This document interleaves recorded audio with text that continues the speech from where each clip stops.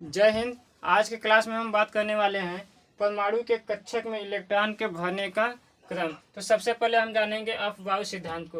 Aufbau का सिद्धांत यह कहता है किसी भी परमाणु में इलेक्ट्रॉन जो है उसके बढ़ते हुए ऊर्जा के आधार पर भरा जाएगा। यानी कि किसी भी परमाणु में इलेक्ट्रॉन उसके बढ़ते हुए ऊर्जा के आधार पर भरा जाएगा। जैसे 1s में, फिर 2s में, फिर 2p 3s में, फिर 3p 4s में, फिर आएगा 3d 4p 5s में, फिर आपका आ जाएगा 4d 5p 6s में जाएगा, फिर रिटर्न हो जाइए 4f 5d 6p आ जाएगा आपका यहाँ पर जो 7 होगा 7s में चला जाएगा। यानी कि हम इसको इस प्रकार से भी कर सकते हैं, इसको जो कि 1s 2s 2p 3s 3p 3d 4s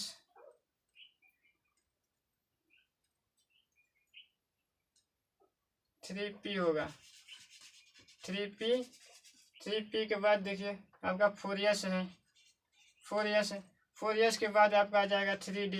यानी कि इस आधार पे हम अफबाउ के नियम के आधार पर भर सकते हैं। लेकिन ये तो हो गया कक्षक के अंदर आप जो देखिए, ये तो ये हो गया जो कोई भी कक्षक है इस कक्षक के अंदर उपस्थित यानी कि ऑर्बिट, ये ऑर्बिट हो गया ऑर्बिट। लेकिन इस ऑर्बिट के अंदर उपस्थित ऑर्बिटल को बता रहा है, ये तो ऑर्बिटल को बता रहा है, लेकिन अभी भी इलेक्ट्रॉन नहीं भरा है। तो इलेक्ट्रॉन के भरने का नियम जो है वह Hund rule of maximum multiple सिद्धांत के आधार पर हम करेंगे। तो इसके नियम के अनुसार यह कहते हैं, अच्छा ये देखिए SPDF जो आपको दिखाई दे रहा है ना, ये SPDF है। आप मॉडर्न पीरियोडिक टेबल में देखिएगा तो S ब्लॉक होगा जिसमें मैक्सिमम 2 इलेक्ट्रॉन होंगे, यानी कि दो रेखाएं खींची गई हैं, यानी कि उसमें सिर्फ हाइड्रोजन और नीचे देखिएगा सोडियम भी होगा, ये सभी आ जाएंगे आपके S ब्लॉक में आ जाएगा। और उधर देखिएगा बाएं साइड में देखिएगा तो P ब्लॉक होगा, बीच में आपको मिलेगा D ब्लॉक और नीचे सबसे जो 2 ठो मिलेंगे वो F ब्लॉक हो जाएंगे। तो उसी के आधार पर ये SPDF को रखा गया। तो देखिएगा S में मैक्सिमम 2 इलेक्ट्रॉन होते हैं, S में मैक्सिमम 2 इलेक्ट्रॉन होते हैं, और P में मैक्सिमम 6 इलेक्ट्रॉन होते हैं। S में मैक्सिमम 2 इलेक्ट्रॉन, P में मैक्सिमम 6 इलेक्ट्रॉन और D में मैक्सिमम 10 इलेक्ट्रॉन होते हैं, क्योंकि D के 5 खाने होते हैं, D के 5 ऑर्बिटल होते हैं। ये D के हो गए। F के जो होते हैं F में मैक्सिमम 14 इलेक्ट्रॉन होते हैं, F में मैक्सिमम 14 इलेक्ट्रॉन होते हैं। तो Hund rule of maximum multiple यह कहता है कि SPDF में डायरेक्ट आप नहीं भरिएगा कि दोनों ऊपर नीचे एक पहली कक्षा में डायरेक्ट आप नहीं भरिए कि दोनों इलेक्ट्रॉन भर दिए, नहीं, इसको सबसे पहले हम ऊपर वाले के इलेक्ट्रॉन को भरेंगे। सबसे पहले ऊपर वाले, जैसे मान लीजिए P कक्षा में 3 ऑर्बिटल होते हैं, P कक्षा में 3 ऑर्बिटल होते हैं, पहला दूसरा तीसरा। तो इसको मैक्सिमम हम बताए थे P में 6 इलेक्ट्रॉन होते हैं, लेकिन हम क्या करेंगे सबसे पहले इसको हाफ फील्ड तक भरेंगे। हाफ फील्ड जैसे ही भर जाएगा, देखिए 1 2 3 ठो भर दिए। अब भरने के बाद जो होगा वह उसके नीचे से भरना शुरू हो जाएगा। यानी कि पहले हम हुंड रूल के अनुसार हम क्या करेंगे, SPDF में सबसे पहले हम ऊपर की ओर इलेक्ट्रॉन भरेंगे। जैसे ऊपर की ओर इलेक्ट्रॉन भर जाएगा तो हम नीचे की ओर इलेक्ट्रॉन भरना शुरू कर देंगे। ठीक, तो ये हो गया हुंड रूल। अब देखिए दूसरा क्या कहता है, पाउली एक्सक्लूजन प्रिंसिपल। इसमें ये कह रहा है कि NLME का मान तो बराबर हो सकता है, लेकिन MS का मान बराबर नहीं हो सकता। यानी कि ये तीनों मान बराबर हो जाएंगे, लेकिन यह अंतर हो जाएगा। N का कहने का मतलब ये है, N मतलब किसी भी कक्षा को व्यक्त कर रहा है। ये जो आपको कक्षा दिखाई दे रहा है ना, ये N है, ये N है, और ये L जो है, L इस कक्षे में कितनी ऑर्बिटल है, ऑर्बिटल को L बता रहा है, ऑर्बिटल को L बता रहा है। तो ये ऑर्बिटल जो है L बता रहा है, लेकिन इस ऑर्बिटल में ये जो आपको एक खाना दिखाई दे रहा है ना, इस खाना को ME बताता है, इस खाना को ME बताता है। लेकिन ms क्या होता है, ms इसमें उपस्थित इलेक्ट्रॉन को बताता है, इसमें उपस्थित इलेक्ट्रॉन को बताता है, कहता है कि ये तीनों तो बराबर हो जाएंगे लेकिन ms बराबर नहीं होगा, इसमें एक पॉजिटिव होगा तो एक निगेटिव हो जाएगा, यानी 50-50% का चांसेस होती है। तो इसी आधार पर इन्होंने इलेक्ट्रॉन को भरने का नियम दिया। तो आइए चलते हैं, देखते हैं कैसे भरा जाता है। देखिए इलेक्ट्रॉन कैसे भरेंगे। देखिए सोडियम जो है, सोडियम का परमाणु क्रमांक 11 है, तो इलेक्ट्रॉन भी इसमें 11 पाए जाएंगे। तो इलेक्ट्रॉन देखिए, इसके पहले कक्षा में 2 इलेक्ट्रॉन होते हैं, बता दिए थे पहले, और दूसरी कक्षा में 6 इलेक्ट्रॉन होते हैं।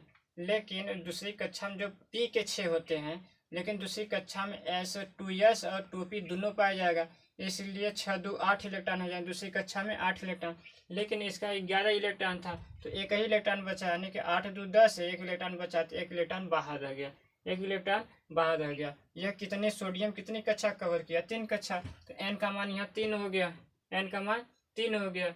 और l का मान भी पता है कि 3 ही होगा, 0 1 2, नहीं 0 होने का मतलब कि 3s, यानी कि तीसरी कक्षा है ना 3s, तो यस के सभी भरे हुए हैं। अब पी के भी देखिए, यस के जो है ये पूरा यस भरा हुआ है 2 इलेक्ट्रॉन से, पी भी भरा हुआ है, ये क्या है पी भी भर गया है, बाकी बचे डी के, तो जो डी के बचे हैं डी खाली है, तो हम इस डी यानी कि ले लेते हैं, डी जो है 3d वह दूसरी को व्यक्त कर रहा है, यानी कि l बराबर 2। यहाँ पर हम मान लेंगे l का मान 2 मान लेंगे, क्योंकि ये भर चुका है, ये खाली वाले स्थान को इस 2 को मान लेंगे, इसको लेकर के हम चलेंगे, l का मान 2 कर लेंगे। तो इस हिसाब से आपका आएगा 5 आएगा, यानी कि जो चिन्ह के रूप में व्यक्त करेंगे 5 जो है, 5 तो ये ऑर्बिटल को व्यक्त कर रहा है, इसको 5 ठो रहेंगे, लेकिन 5 ठो रहने के लिए हम प्लस माइनस 2 करेंगे तब ही ना होगा। देखिए कैसे होगा, -2 -1 0 +1 +2 करेंगे, तो देखिए 11 जो इलेक्ट्रॉन थे तो सभी के सभी भर गए थे, लेकिन एक इलेक्ट्रॉन बाकी बचा। तो आपको इस पॉली मैक्सिमम वुंड रूल के अनुसार आपको पता है, सबसे पहले हम ऊपर की ओर इलेक्ट्रॉन भरेंगे, तो यहाँ पे भी अब ऊपर की ओर भरेंगे, तो ये क्या हो जाएगा, ये तो यमी के सब मान बराबर हो जाएंगे। लेकिन पॉलिंग एक्सक्लूजन पीसन का नियम क्या करता है, जब ऊपर की ओर जाएगा तो क्लॉकवाइज होगा, क्लॉकवाइज होने की वजह से इसको हम प्लस कर देंगे, +1/2, यानी कि आधा चांसेस है +1/2। देखिए ये यहाँ भी देखिए, ये तो सोडियम का हो गया, मैग्नीशियम यदि रहेगा तो मैग्नीशियम भी यहाँ बढ़ेगा, सोडियम मैग्नीशियम, फिर एल्युमिनियम, इसी तरीके से जाएगा आपका सल्फर। सल्फर देखिए आपका 16वें स्थान पे आता है, सल्फर 16वें स्थान पे आता है। यहाँ तक तो 11 12 13 14 15 तक भर गए, लेकिन 16वां जो होगा, सल्फर 16 स्थान पे आता है, तो 16वां जो इलेक्ट्रॉन आएगा यहाँ पूरा हाफ फिल भरने के बाद, ये जो 16वां आएगा यहाँ पर आ जाएगा सल्फर का। तो ये देखिए नीचे की ओर जा रहा है, यानी एंटी क्लॉकवाइज जा रही है। जब एंटी क्लॉकवाइज जाएगी तो यह क्या हो जाएगा, यानी एंटी है, ये पॉजिटिव था यानी कि क्लॉकवाइज था, तो ये +1/2 हो गया। जब एंटी हो जाएगा तो यह क्या हो जाएगा, -1/2 हो जाएगा, यानी कि यह विपरीत दिशा में होती है। तो इस प्रकार से किसी भी परमाणु का इलेक्ट्रॉन भरा जाएगा। सबसे पहले परमाणु का इलेक्ट्रॉन भरने के लिए आपको ऊपर की ओर जाना पड़ेगा, ऊपर वाले में भरिएगा, हाफ फील्ड जब पूरा भर जाएगा हाफ फील्ड, तब वहाँ अब नीचे से भरना शुरू कीजिएगा, ये तब नीचे से भरना शुरू करिएगा। ये जो ऊपर की ओर आपका दिखा रहा ना, ये बताएगा आपका +1/2, यानी कि पॉजिटिव होगा, यानी कि 50-50% का ये दोनों चांस होता है। ये क्लॉकवाइज होगा, नीचे से जाएगा तो एंटी क्लॉकवाइज होगा। तो आई होप आप लोग समझ गए होंगे। धन्यवाद।